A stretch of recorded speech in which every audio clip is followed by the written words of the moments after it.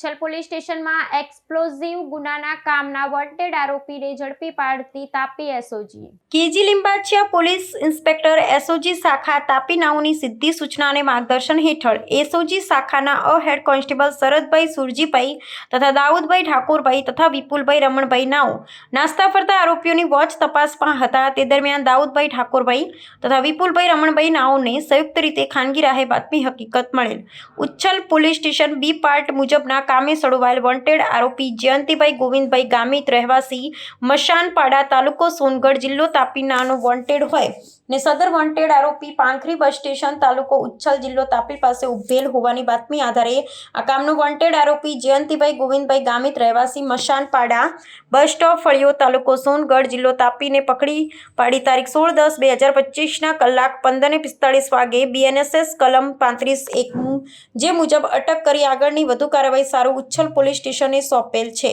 કામગીરી કરનાર પોલીસ અધિકારી કર્મચારી KG Limbachiya police inspector SOG શાખા નાઓની સૂચના અને માર્ગદર્શન મુજબ શરદભાઈ સુરજીભાઈ તથા દાઉદભાઈ ઠાકોરભાઈ તથા વિપુલભાઈ રમણભાઈ નાઓએ કામગીરી કરેલ છે.